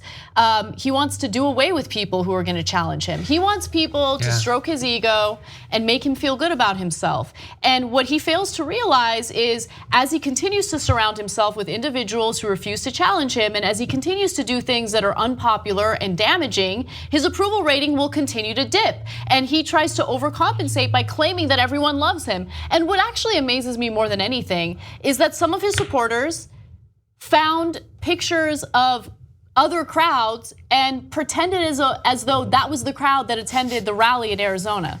What is wrong with you people? Like, you're lying to yourself. That's crazy. I also like the way Trump talks about the event. He's like, Gigi Costa staged the event. I mean, it says Trump, according to this New York Magazine article, says Trump was criticizing it, saying this event was staged in a large multi-purpose room. The main floor space was bisected by a dividing wall, leaving part of the space empty. There were some bleachers off to the side, but otherwise the audience was standing and the scene appeared flat, lacking energy and enthusiasm in other rallies. I mean, if this is properly attributed to Trump, maybe he should organize all the events. Yeah, for real. We'll take down a wall over here. We'll bring in the biggest bleachers you've ever seen. Maybe that's his calling, is to set up like furniture for his rallies. Maybe. I think that'd be a good idea. I don't know. I'm more concerned right now that like all the potential things that could get him caught for doing bad stuff were more likely to get noticed with like Reince Priebus as his chief of staff. And now you have like right now the people kind of keeping order are the generals. And whenever I hear like weird third world stuff, it's like there's a dictator surrounded by generals. I don't like that. All right, let's move on to the next story. I will flip this page now. Okay, there are two new lawsuits that have arisen around Trump's trans service member ban. And let's give you a little more information about who's filing them and who's behind them, because they're pretty compelling. The first is from the ACLU. The ACLU's Maryland branch filed a lawsuit right after the trans ban came into effect, and then was last Friday during the news dump brought up again by Trump through a more formal issuance. The ACLU just tweeted, "We'll see you in court." Well, that has come to fruition. They have 5 transgender service members. There's a 9-year veteran, a 10-year veteran, a 6-year active duty airman. It's kind of amazing. There's a 13-year veteran, a 16-year veteran trans service member. They're all behind this. The second is by Lambda Legal and Outserve SLDN, and there's a 12-year veteran involved in that, and then 2 folks who want 2 trans individuals who are trying to join the service. And one of them is Drew Lane. There was here he is. There was a Daily Beast did a kind of an expose, an article introducing Drew Lane, who wants to join the military in the Air Force as a survival, evasion, resistance, and escape specialist. And here's what Drew said for himself. He said, "In my experience, anyone who is meeting the necessary requirements should be able to serve openly. I think the ban would affect a lot of people's futures. They would like to serve and protect their homeland, and it's basically cutting out people's future plans. I wanted to be part of this lawsuit, to be a voice for myself and others who want to serve their countries." Right now, 16 years old. Wow. So, I mean, it's a super inspiring story. His mother, Laura Garza, said, as a mother, and Laura has said she agrees with Trump on certain issues, just not this one. She says, "As a mother, I've learned firsthand that this is not that's not a choice that's made. It's actually the way someone is born. It's to do with my child, and therefore I support my child in anything my child wishes to do. This is discrimination and limited to a population of people based on something extremely personal." Yeah, I absolutely agree with her. I'm curious to see what she agrees with Trump on, but whatever, that's not relevant. Look, that 16-year-old is amazing. Yeah. The fact that he is so clear on what he wants to do, and he's a person with convictions, a person who's motivated and hungry and wants to fulfill his goals. That is the type of American that everyone in this country should be proud of, not the type of American that we should fight to take rights away from. And so, look, how many 16-year-olds do you see fighting for things like this? And even coming from a disenfranchised group of people, having the courage to come forward and say, no, this is not okay. I'm not gonna let Trump stop me from protecting my country, from serving my country. What an amazing person. And look, we all know what the transgender ban was really about. It's about doing something that goes against what Obama did during his administration, because anything that Obama did, regardless of how logical and regardless of how much common sense was behind it, Trump wants to do the opposite, right? It's like he's a child, and he wanted to pander to his base. There have been no legislative wins. He hasn't succeeded in doing anything he promised to do, and this is just an easy way of getting something done. Just going ahead, pandering to his base and saying, look, I banned transgender people from the military, which, by the way, is actually gonna cost us a lot of money, because we're gonna have to find military members to replace those who are now banned. We're gonna have to train them. We're gonna have to spend a considerable amount of resources to make sure they're prepared to be part of the military. And so it's just such a dumb, nonsensical way to go about things. Yeah, and that's if he means it. If he means to ban them, then it will cost, I mean, what is it, $70,000 per person. There's up to 15,000 people, trans service members right now, who have joined in the time or come out in the time that it's been in effect, which is just since last year. It's ridiculous, and what's even more ridiculous is what I mean by if he means it is those folks, according to what was originally laid out in a tweet and later made more formal through this random ambiguous statement that gives a certain amount of leeway to generals to define whether the people who are in the current service are allowed to stay there. He's crazy. It just doesn't make any sense. And what's gonna happen is the general after general has said, I don't see any reason why these folks would not be allowed to serve. That's right. And keep in mind that this is coming at a time when Trump just gave a speech about another surge in Afghanistan.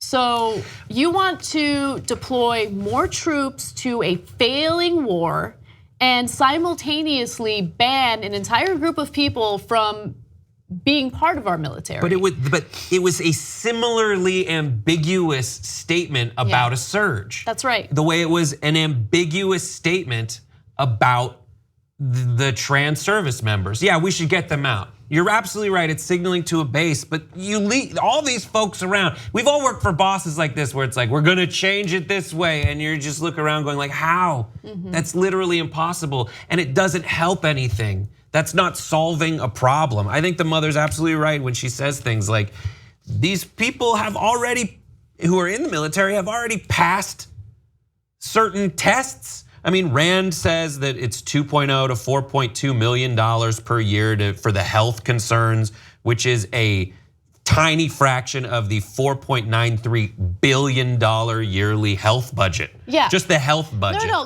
How about this? Let's just focus on other military waste. We did a story a couple weeks ago about how the military decided to take out a contract with a private contractor that makes uniforms, and they supplied these forest camo uniforms to soldiers in Afghanistan, Afghan soldiers. Forest camo, when the majority of terrain in Afghanistan is desert, it's not forest. And why did they do that? They just wanted to give out a contract to private contractors to the tune of $28 million. By the way, the US government has uniforms that they could have given to these soldiers for free, but they didn't do that. Yeah. So please spare me the BS about, oh, we don't have enough resources. You have resources, they're just for private contractors, not taking care of your own soldiers and members of the military that serve the country. Now you might be wondering, when Trump issued the Muslim ban, that was stayed in courts because of certain cases brought, as the person from the ACLU, the staff attorney, Chase Strangio, points out that is not the case with this. According to Chase, the filings don't stop the ban from going into effect. This is graphic 6A. People are already having their health care withheld. People are being told they can't re-enlist or being barred from re-enlisting. The goal of the lawsuits is to stop that from happening and to put the policy on hold while the cases make their way through court, but that has not happened yet. So that's frustrating. That's so frustrating. It is really frustrating. But I commend the people who are courageous enough to fight Trump on this. You guys are amazing. Keep the good fight going. I know it feels like it's not gonna happen, but I think eventually we're gonna win. Yeah. All right. Do you want to take a break? We do have to take a break. So let's do that. Tweet to us using the hashtag TYT Live. We'll be right back.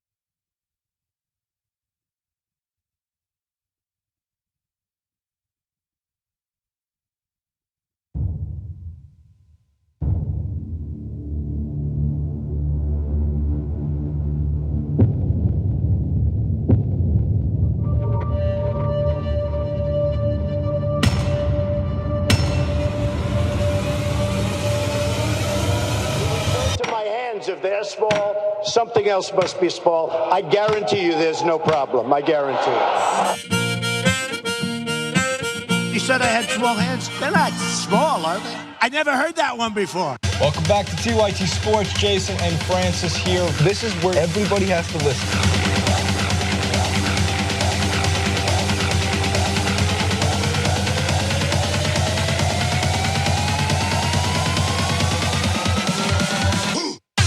Welcome to TYT Sports, everybody. I am your host, Francis Maxwell. Jason here. Welcome to TYT Sports. Turks and Jerks. TYT Sports. Steph Curry signed with Under Armour.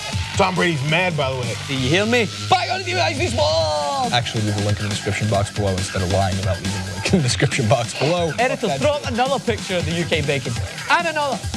And in fact, throw in another one. Let me see your belly. Beast mode.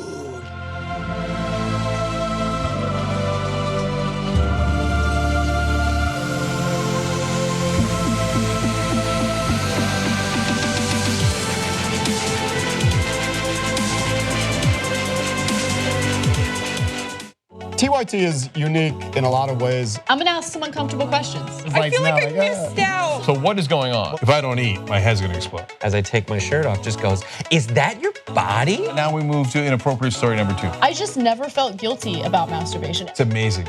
I could take partial credit for opening up your sexuality. I was the kid in the pool with the shirt on. Let's just call it what it is. I was that kid. Well, you deal with the bitch side of me, right? But you're my boss, so that's what happens. I think we're more likely to win.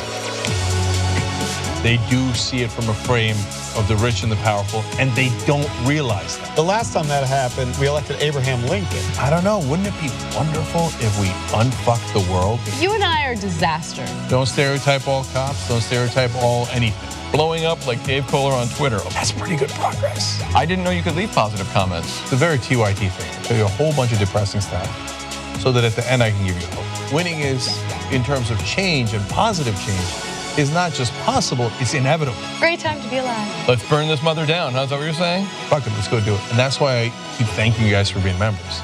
Because together, we got their attention. Thanks for tuning in, and as always, stay strong.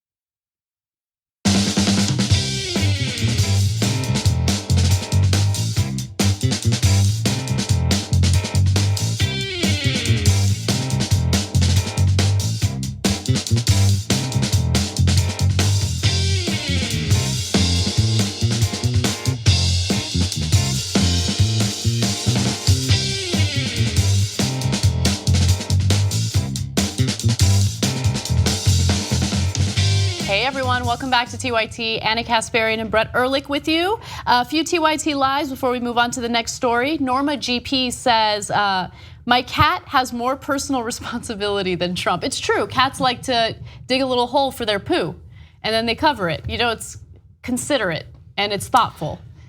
We have a cat. We got it like this litter box, which it thinks it's in when it poops, and it's not. He'll like stand there, and then you come home, and the cat poop will just be kind of hanging out the side of it, which sounds like a mistake, but the more you look into that cat's eyes, the more you realize it was the worst plan, like the meanest, most diabolical plan, just to be like, I could have, and I know you spent money on this box. I'm still gonna make you clean it up. I have a fun Charlie story for the post-game show for our members. So let's do that. You know I love to talk about my dog. Yes, I do. And it also has to do with poo. Anyway, Unregistered Chicano says, nice to see Trump's Klan rallies getting smaller. I absolutely agree. I mean, take a look at his approval ratings. It's to be expected. And I think the most telling part of his administration is the fact that he continuously makes these enemies out of allies. And now that Bannon is salty about his relationship, yeah, we'll see what happens. It's getting so bad that I don't know who's gonna run against him besides the ones in the Republican Party who have said they're going to, pretty much. But I think. Are you talking about people primarying him? Primarying Democrats and whoever's running against Donald Trump. I think it will get so bad that they can use the slogan, make America great again. That's true. It's just like, it was better before. We can all agree on that. Let's make it great again. Remember when we could do our jobs and then go home and think about other things? Yeah, I hate it. It's the worst. Now I go home and I'm like, I feel really guilty having any fun. Like I feel like I'm obligated and responsible to do more. And Friday nights used to be the best because no news breaks on Friday night. Friday night you go home, you get wasted, you know, you do fun things for shiggles. Everything's awesome, but now Friday night is when shits and giggles. That's shiggles. I know, but now I just want an entire book on Shop TYT that's your shorthand. That would be fun. But anyway, now every Friday night, some disastrous story breaks. And yeah, anyway, that's the world we live in. How to speak Kasparian. Okay, I'm gonna write that down, sell it, I get 5%. 5% I say. Okay, we're gonna go on to a story that is a very serious story, so let's get into it. A jury just convicted a Chicago cop of the use of excessive force for shooting 16 shots at a car, wounding 2 teenagers. The officer in question's name is Marco Proano. The incident, yes, he was convicted of using unreasonable force and wounding 2 teenagers in an on-duty shooting caught on video in December of 2013. He let out 16 shots in 9 seconds at a stolen Toyota Avalon full of teenagers. One of the pieces of evidence used in the case was dash cam video, which we have, which shows how he exited the car and behaved. There's no sound, so we can talk through it. What gets me is turning the gun to the side like a cowboy, or like he's in a 1990s rap video. Yeah.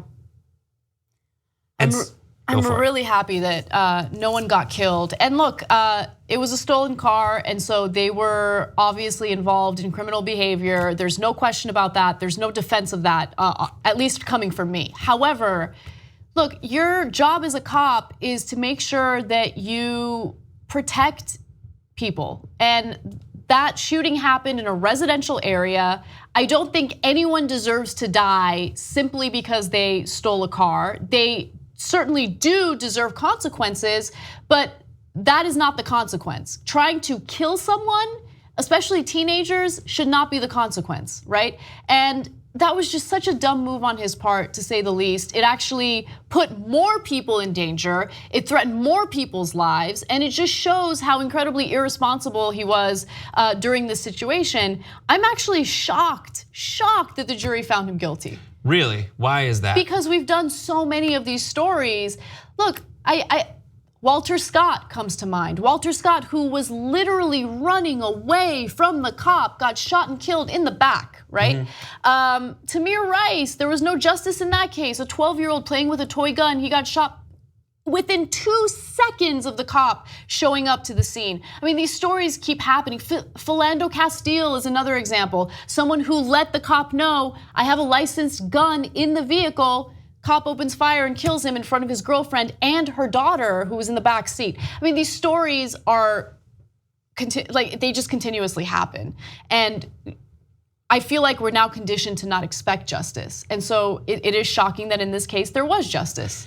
The Chicago Tribune kind of calls the justice system in that region to task. They say that this is a shift anyways in the kind of trials that go on from bench trials to jury trials. They take issue with the number of judges who have just dismissed and acquitted, but this is a shift. They also say, that this is, quote, the first Chicago cop in memory to be convicted in federal court of criminal charges stemming from an on-duty shooting. He also was the first officer to go to trial in any shooting case since the court-ordered release of the Laquan McDonald shooting video in November 2015 sparked heated protests, political turmoil, and promises of systemic change from Mayor Rahm Emanuel. That the same lawyer that defended the police officer in question, Officer Proano, is the same lawyer who will be defending the police officer in the Laquan McDonald shooting. Wow. Yeah, so we'll see how it goes. The statement was released by the police department's union, the Fraternal Order of Police. The president, Kevin Graham, said, the pressure on the police is making the job extremely difficult. It seems that the criminal elements in our society are not accountable in our justice system, while the police face an intense scrutiny for every split-second decision they make. So I want to respond to that because I think it's important. First of all, the caveat that's always mentioned, and I think it goes without saying, yes, cops have an incredibly difficult job, especially in crime-ridden neighborhoods. And I know Chicago is dealing with increased crime, which is why it's more important than ever that the community trusts the cops, that if they feel that they might be the victim of a crime, they can call the cops and not be victimized by them. And unfortunately, there is a decrease in trust toward police officials because of what we're seeing over and over again. These shootings that occur over and over again. Now, those teenagers were in a stolen vehicle. And so, yeah, they should be prosecuted. They should face the consequences for their actions. That does not mean that they should be shot by that cop. The only way that I think it's justified for a cop to open fire is if the individual poses an imminent threat to the cop. And in this case, even though he said it was self-defense, the jury found no, these teenagers were trying to drive away. They were reversing. They did not pose an imminent threat to him. And he needlessly walked toward the car. He walked toward the car and opened fire. So again, I am not making any excuses for the criminal activity of those perpetrators. But I do not believe that that cop was in imminent danger and he should not have opened fire. That was excessive force. Right, and the Jason Meisner of the Chicago Tribune outlines kind of how the prosecution outlined this, especially using the video from the dash cam, saying prosecutors said the dash cam video of the shooting, which unfolded in about 9 seconds, showed Proano violated all of the training he received at the police academy, including to never fire into a crowd, only fire if you can clearly see your target, and to stop shooting once the threat has been eliminated. Exactly. So as you see, the car backs away from him and he advances toward it. Exactly. And again, this thing. I know. Shooting sideways with the gun. I mean, that can't be how they train you. Of course that's not how he was trained. I mean, look, there are flaws in the way some departments train their police officers, but I would be shocked if they train them to shoot like that. Well, yeah, welcome to training. Day one, it's a video portion. We're going to watch Don't Be a Menace. So if you could just please take your seats and just do whatever they do in this video. I can't believe that. And then also I think it's worth outlining to people the kind of judge ordered acquittals that weren't trial based, the bench trials that are recently in Cook County, as outlined by the Chicago Tribune. In 2015, Detective Dante Servin was cleared in a fatal off-duty shooting of Rekia Boyd, where the judge in that case, the judge isn't always apparently culpable in this situation. They said everything according to the Chicago Tribune, except like you should have charged them with murder and not a lesser charge. 2015, Commander Glenn Evans put a gun down Ricky Williams' throat and was belittled. They belittled the evidence of DNA on the gun as of, quote, fleeting relevance or significance. The fact that the allegation was the gun was placed in his mouth and there was DNA of Williams on the gun was dismissed as of little significance. And Officer John Gorman, accused of an off-duty shooting of firing shots at a vehicle during a traffic altercation after he'd been drinking, was released. Keep your eye out for the Laquan McDonald case as it continues. Also, that police officer in question, it was inadmissible in the trial, but over a 3-year span, this is his third shooting. One involved a $3.5 million settlement to the family of one of the people he shot, though that has been overturned and awaits appeal. So I think it's good that we are using more video in these cases. I'm glad that a jury of one's peers was able to look at this and see what a lot of us as peers saw and be like, that's excessive to shoot 16 times. We're grateful no one was killed, but this is one time where we see the video and the jury's verdict, the verdict reflects how a lot of us feel. Absolutely. So that's good. All right. Everybody shake it off. This is probably the least important story of the day. I want to make sure I have all my elements ready because we're going to take you on quite a little journey. The NRA's Concealed Carry Expo went down in Milwaukee this weekend, and nothing embodies the unabashed masculinity and bro kick acidness of the NRA quite like a fashion show. There was the Concealed Carry fashion show where models had certain things like the man pack, the pack and neat, the lady conceal. Let's take a look at some of these hot ticket items that are gracing the runway in Milwaukee, which is that's a gun holster in your bag. This isn't just a bag you can put your gun in. Here's another one. This is the Vinci. Vinci meaning victory, I believe. Conquer, I conquered. This one we need to hold on for a second. Oh, wow. What is happening here? I don't know. It just looks like a guy putting a gun in his pocket. Why is his shirt nowhere? I don't know. Where is it? I see he is growing a layer of shirt from his chest, but that's just hair. You know, I do want to give him credit for his confidence though, because it's a confident move. He's feeling good about himself and I applaud that. Casting call, looking for models, run down the runway, everyman models. And the guy shows up, sorry, I forgot my shirt, can I still be in it? Yes. Oh man. Do you have fingers? Yes. All right, put this somewhere near you. Here's the next one. This guy's actually, what's the pointed finger? Oh, he's having a fun time. I just don't see that as like a particularly necessary item, I guess. I don't know what's going on, and I don't know how they decided. Yes. Live strong, buddy. I don't know how they decided on who would be part of this fashion show, but I'm curious if you were offered to. They're loving it. They love it. Yeah. If you were offered to be part of this fashion show, you'd get paid.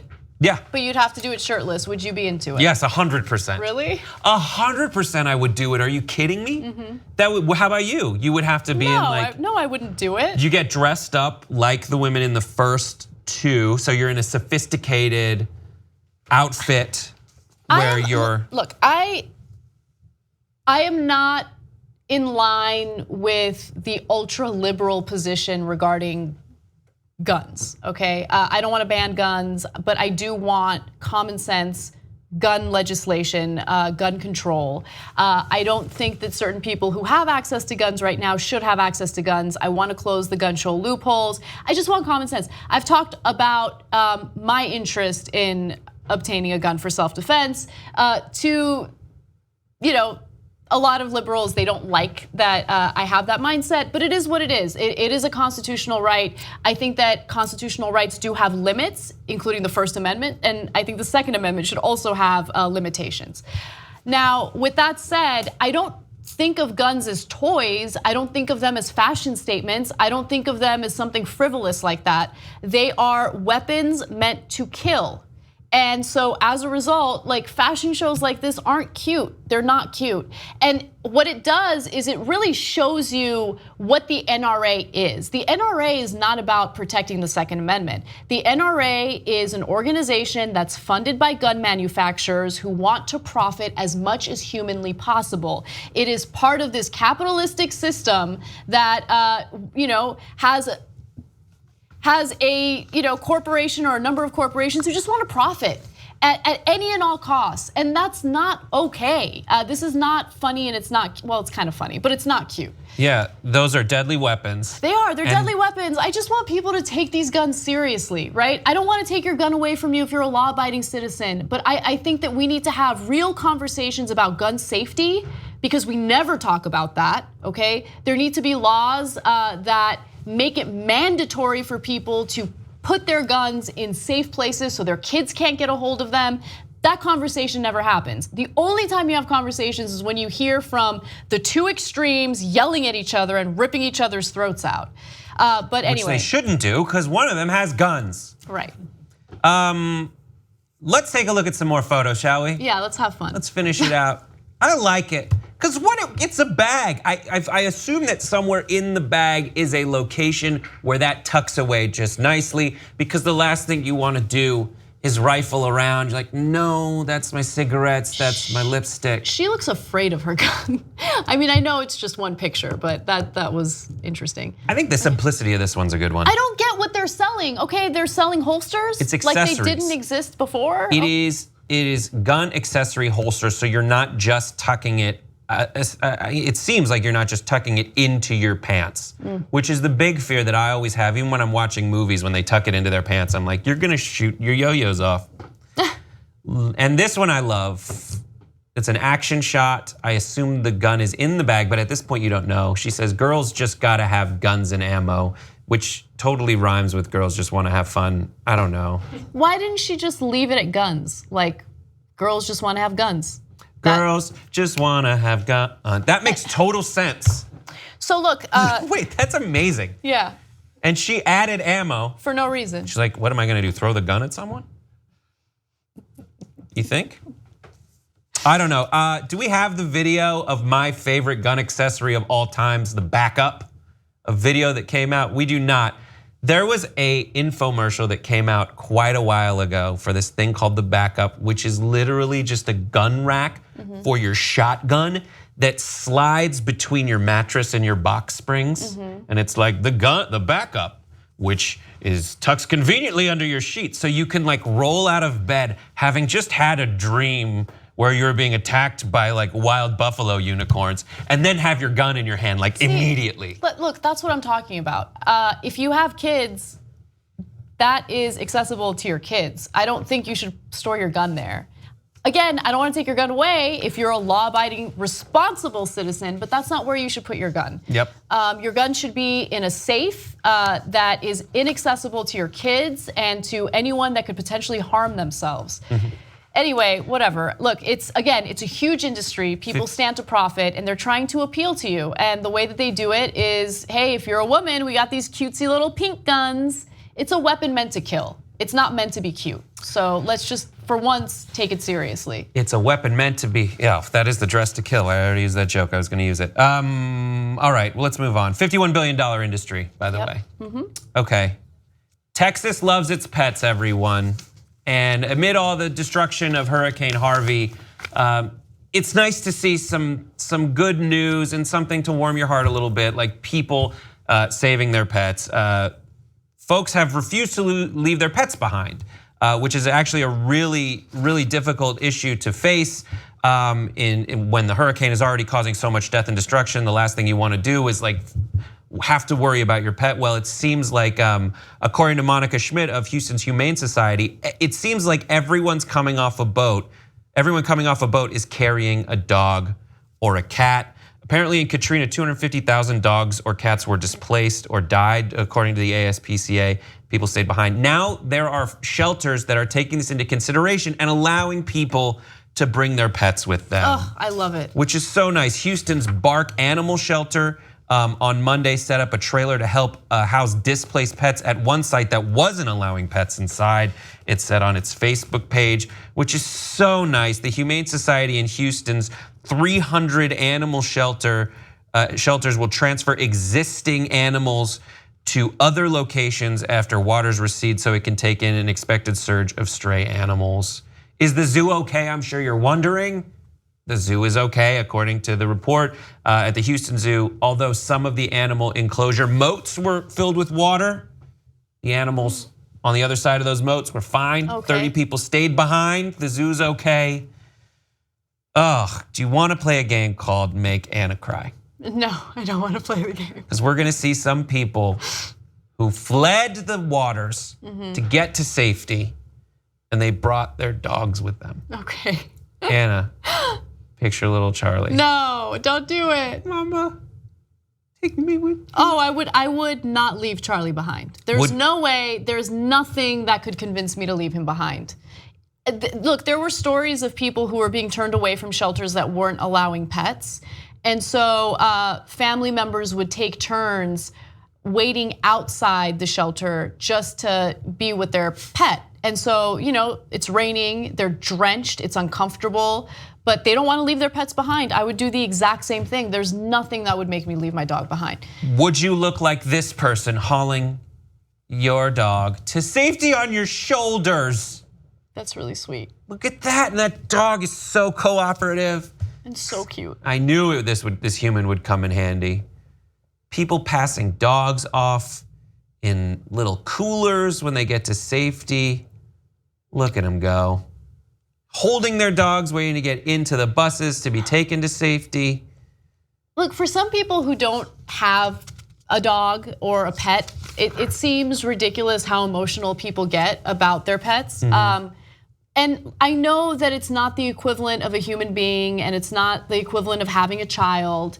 All of that said, it feels like a family member, right? So Charlie feels like a family member to me. And I get super emotional thinking about what life is gonna be like when he's no longer around, because that's gonna be part of life and I know it's gonna happen. He provides so much emotional support. Like, he's just a dog. He doesn't intentionally do that, right? But look, last year I dealt with depression and anxiety and it was bad. And I really didn't start getting better until I got Charlie, until I adopted him. And it was the best decision of my life. You're in the middle. Over here is Charlie. Over there is Christian. Oh, come on. You have to choose as the floodwaters rise. Yes, No, incidentally, you're an Olympic swimmer. I'm not answering that question. Think about it. No, I'm not gonna think Answer about it. it. Look in that camera. No. Look in that camera. Look at it. What's wrong with you? Answer it with your eyes. You don't have to say anything.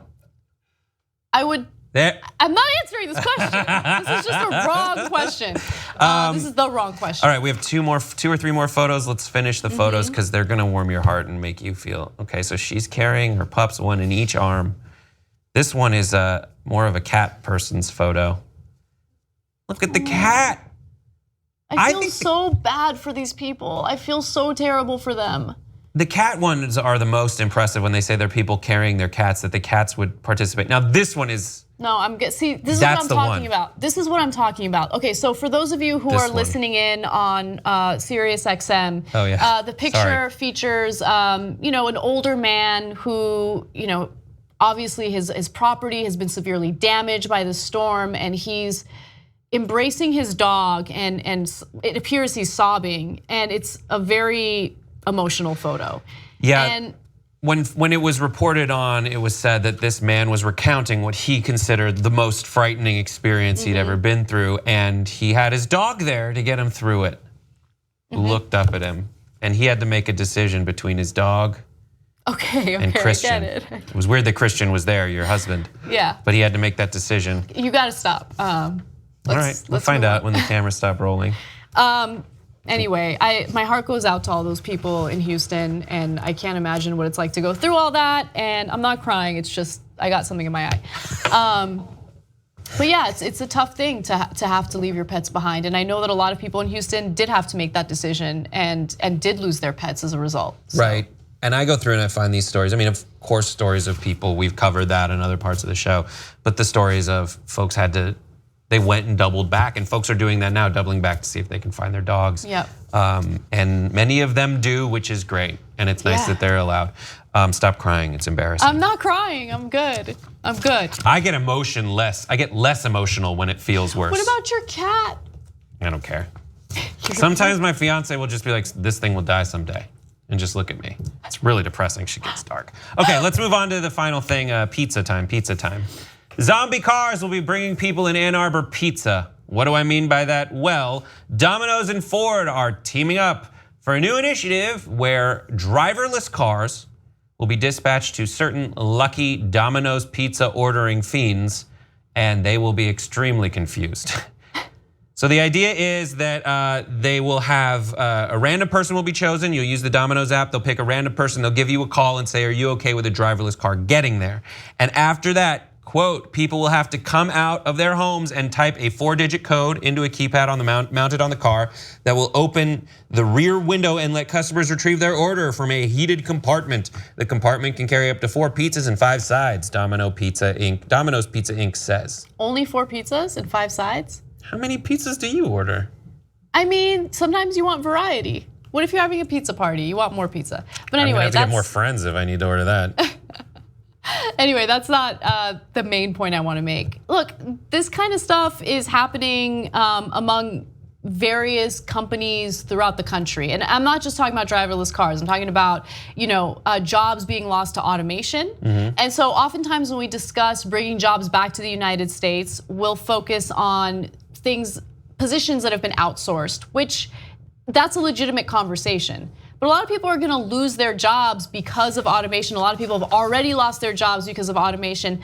I'm not saying that I don't want to advance technology, but we also have to think about the ramifications of advancing that technology. Now, at the same time, we also have a political party that is fighting tooth and nail to dismantle public education, which will essentially do away with opportunities for people to, learn the skills necessary for a competitive job market.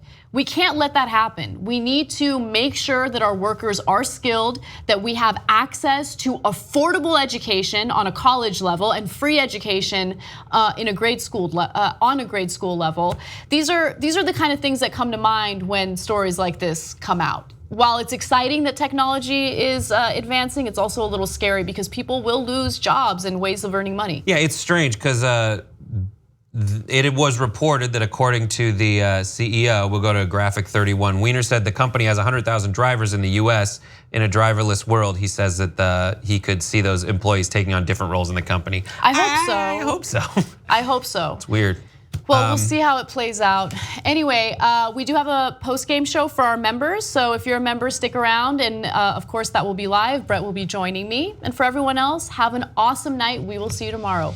Ready? Bye-bye. Bye.